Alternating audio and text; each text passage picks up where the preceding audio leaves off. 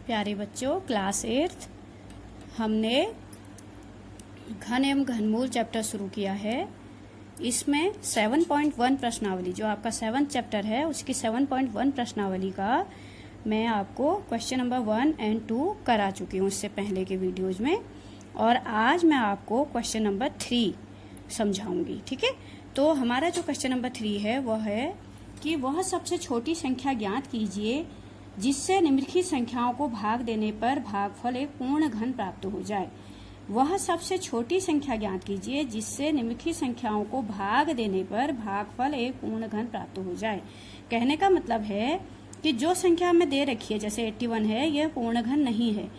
अब हमें यह बताना है कि 81 में हम किस संख्या का भाग दें कि वो पूर्ण घन हो जाए। तो प्यारे बच्चों, मैंने पहले भी आपको बताया है कि पूर्ण घन संख्या वह संख्या होती है जिसके गुणनखंड 3-3 के त्रिक में होते हैं। जिसके गुणनखंड 3-3 के त्रिक में, यानी कि हम 3-3 का समूह या जोड़ा बनाएंगे, तो जिसके गुणनखंड 3-3 के जोड़े में होंगे या त्रिक में होंगे वो तो पूर्ण घन संख्या होगी, और जिसके नहीं होंगे वह पूर्ण घन संख्या नहीं होगी। ठीक है, इससे पहले भी मैंने आपको इस बारे में समझाया था।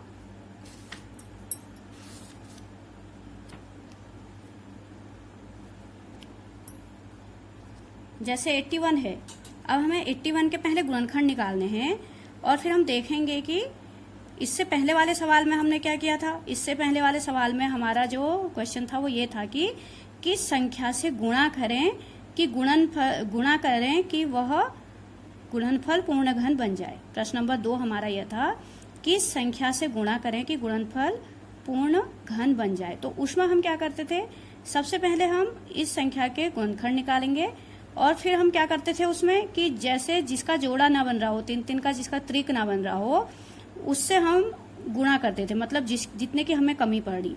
लेकिन अब हमारा सवाल ये है कि हम किससे भाग दें।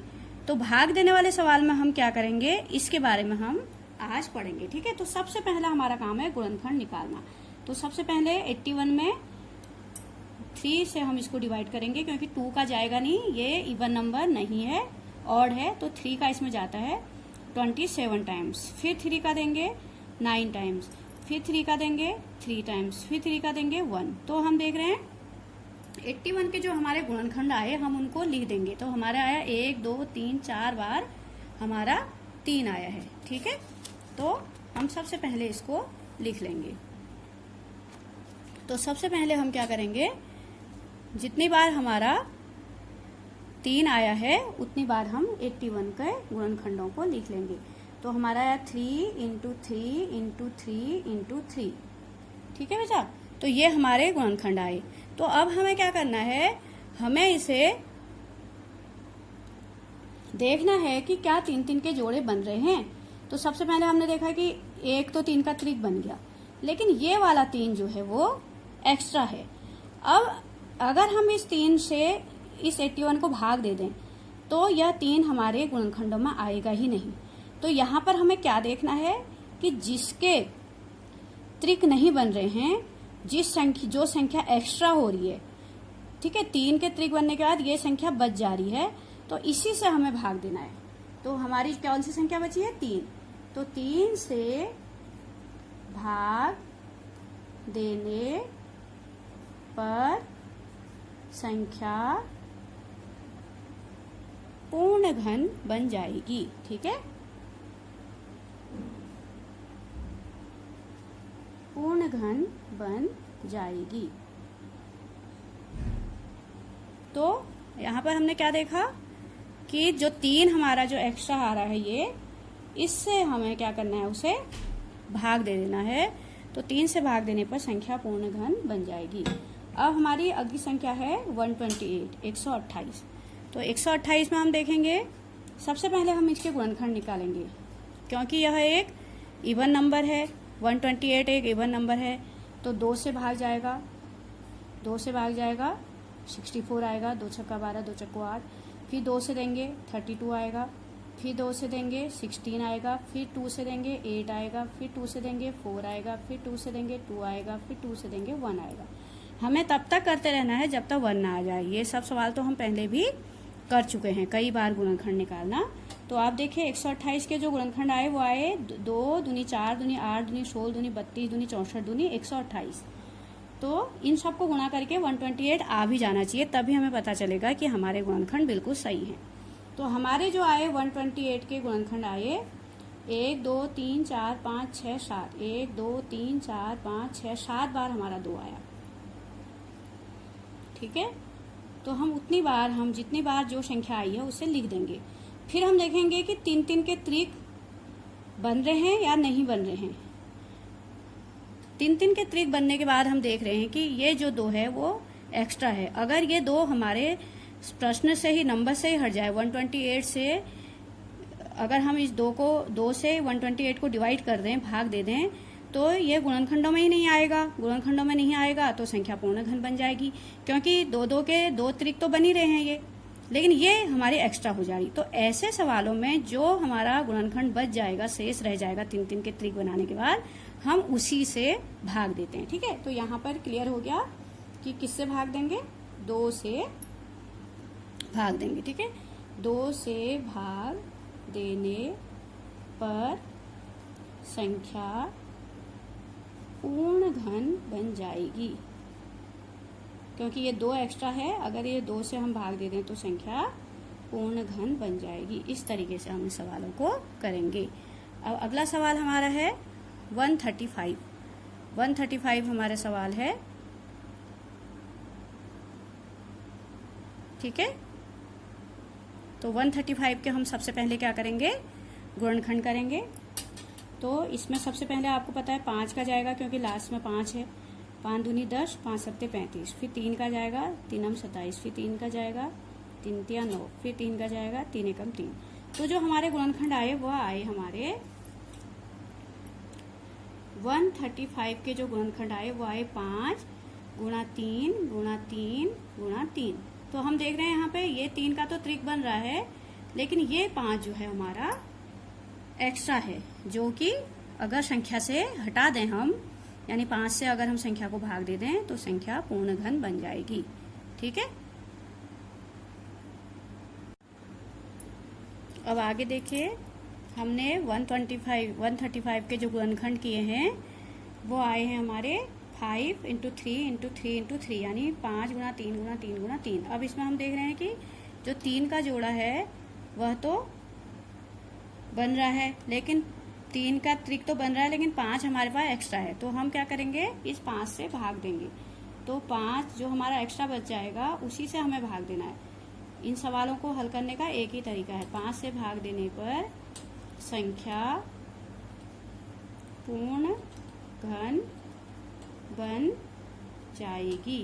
ठीक है, इस तरीके से हल करना है इन सवालों को, संख्या पूर्ण घन बन जाएगी। अगला सवाल अब हमारे पास है 192।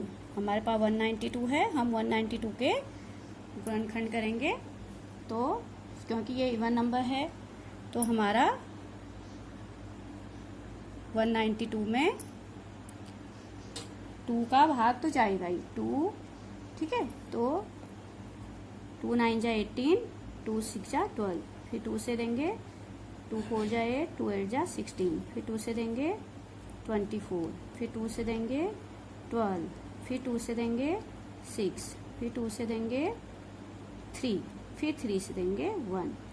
तो 192 में हमारे जो गुणनखंड आए हैं वो हम लिख देंगे। 192 के जो फैक्टर आए वो आए 1 2 3 4 5 6 बार तो 2 आया है और 1 बार 3 आया है, तो सबको लिख लेंगे। ठीक है, ये अब आप देखिए, अगर हम इनके त्रिक बनाएं तो एक सी संख्याओं के त्रिक बनाएंगे तो दो त्रिक तो बन रहे हैं, लेकिन ये हमारे पास 3 जो है वो एक्स्ट्रा है। तो इसी 3 से अगर ये 3 नहीं होता तो ये संख्या पूर्ण घन होती, क्योंकि 3 के त्रिक बन रहे थे। तो 3 से भाग देने पर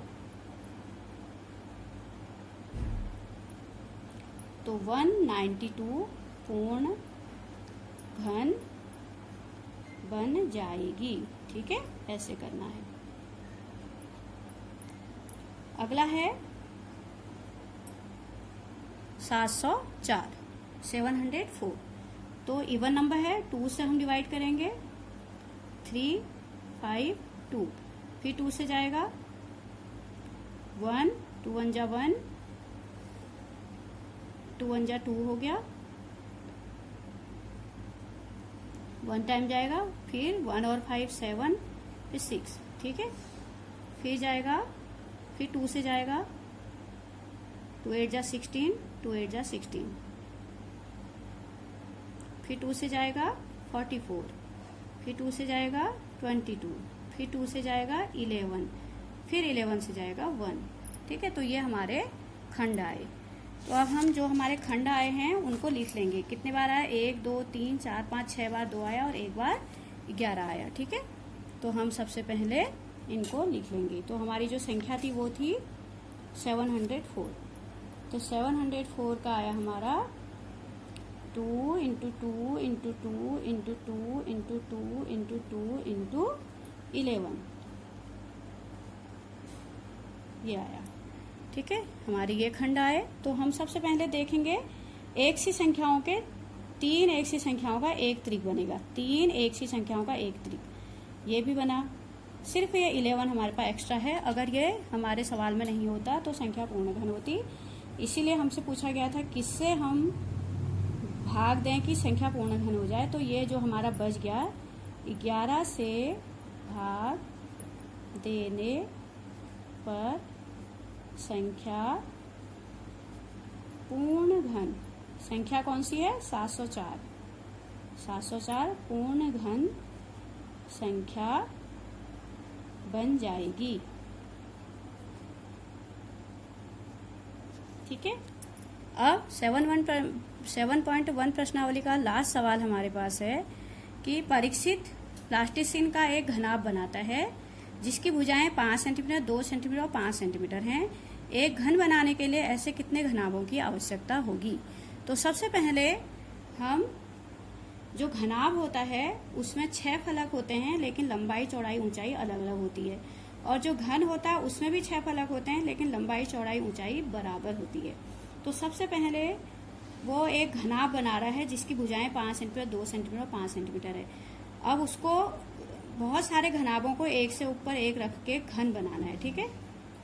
उसका जो डिब्बा है वो घनाभ की आकृति का है और उसको पूछा प्रश्न में ये गया है कि हम कितने घनाभों को एक के ऊपर एक रखें कि वो घन बन जाए। ये हमारा सवाल है। तो सबसे पहले हम जो घनाभ की हमें भुजाएं दे रखी हैं, घनाभ की भुजाएं वो दे रखी हैं 5 centimetre into 2 centimetre into 5 centimetre. ये घनाभ की विमाएं हैं। 5 गुणा 2 गुणा 5, ये घनाभ की विमाएं हैं। अब इसको हमने घन बनाना है। तो घन बनाने के लिए आपको पता है घन बनाने के लिए क्या होता है? घन बनाने के लिए जो जितने भी हमारे पास ये संख्याएं हैं वो 3-3 के जोड़े में होने चाहिए। अब आप देख रहे हो यहाँ पे 5 1 है, तो हमें 1 5 की कमी है, ठीक है। 1 हमें 5 की कमी है और 2 अकेला है, तो 2 को भी हमने 3-3 के त्रिक में बनाने हैं। तो हमारे पास कितने 2 की कमी है? 2 की कमी है, ठीक है। 2 हमारे पास 5 थे, तो 1 5 की कमी है। क्या करने के लिए? घन बनाने के लिए, पूर्ण घन बनाने के लिए। और हमारे पास 2 अकेला है, तो हमें 2 और 2 की जरूरत है। तो कुल मिला के घन बन गया है हमारा। घन बनाने के लिए हमारे ये 5 5 के 3 त्रिक भी बन गए। 1 5 हमारे पास कमी थी और 2 2 के भी त्रिक बन गए, लेकिन ये हमने एक्स्ट्रा जोड़े हैं, ठीक है। इतने हमने एक्स्ट्रा जोड़े हैं घन बनाने के लिए। तो अब हमें क्या करना है? घनाभों की आवश्यकता बताना है। घनाभों की कितने की आवश्यकता होगी? घनाभों की आवश्यकता, कितने घनाभों की आवश्यकता पड़ी? तो इसके लिए क्या करना पड़ेगा? घन का जो हमारा आयतन आया है, घन की जो विमाएं हैं बट्टे घनाभ का आयतन, घनाभ की विमाएं, ठीक है, तो हमारे पास घन की कितनी है, ये हमारा घन बनाने के लिए 5 गुणा 5 गुणा 5 गुणा 2 गुणा 2 गुणा 2, ये हमने एक्स्ट्रा जोड़े हैं। और नीचे हमारे पास घन की विमाएं जो हैं 5 गुणा 2 गुणा 5। अब आप देखो, ये कट गया इससे, ये कट गया इससे, और ये कट गया इससे, बचा क्या हमारे पास 5 गुणा 2 गुणा 2 बचा। तो 5 दूनी 10 दूनी 20। तो कितने घनाभों की आवश्यकता होगी, घनाभों की आवश्यकता, हमें ऐसे 20 घनाभों की आवश्यकता होगी, जिन्हें एक के ऊपर एक रखने पर हम क्या करेंगे, घन बना सकेंगे। ठीक है, तो हमें क्या करना है, सबसे पहले हमें घनाभ की भुजाएं लिखनी है। 5 गुणा 2 गुणा 5 की है 5, 5 इंटू 2 इंटू 5 की है। उसके बाद हमने उसे घन बनाना है। तो घन बनाने के लिए हमारे पास जो भी हमारे पास घनाभ की विमाएं हैं वो पूर्ण 3-3 के जोड़े में होनी चाहिए। जबकि हमारे पास यहाँ पर 5 2 ही हैं, तो एक हम 5 इसके संग गुणा करेंगे तो 3 5 हो जाएंगे। और 2 हमारे पास अकेला है तो 2 इंटू 2 हम इससे मल्टीप्लाई करेंगे, तब हमारे पास 2 भी, जो 2 है वो भी 3 के त्रिक में हो जाएगा, और जो 5 है वो भी 3 के त्रिक में हो जाएगा, और यह पूर्ण घन बन जाएगा। ठीक है, तो अब हमारे पास देखिए पूर्ण घन दोनों त्रिक में हो गए। 5 गुणा 5 गुणा 5, 5 इंटू 5 इंटू 5 ये भी त्रिक में हो गया, 2 इंटू 2 इंटू 2 ये भी त्रिक में हो गया। लेकिन इसके लिए हमें 5 और 2 इंटू 2 यानी 5 गुणा 2 गुणा 2 इतना हमें एक्स्ट्रा इसमें गुणा करना पड़ा। ठीक है, तो इसका मतलब है अब हम निकालेंगे कि हमें कितने घनाभों की आवश्यकता हुई। तो जो घन की विमाएं हैं उसको घनाभ की विमाओं से डिवाइड कर देंगे। तो घन का जो आयतन है या फिर घनाभ का जो आयतन है उनको डिवाइड कर देंगे। तो घन का कितना था, 5 इंटू 5 इंटू 5 और 2 इंटू 2 इंटू 2। पूर्ण घन बनाने के लिए हमने इतने से मल्टीप्लाई भी करा था।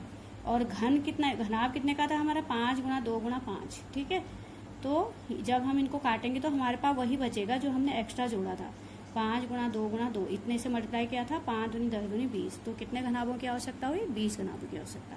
इस तरीके से आपका 7.1 एक्सरसाइज पूरी हो गई है। आपको अच्छी से समझ में आया तो आप सब बच्चे जरूर सब्सक्राइब करेंगे।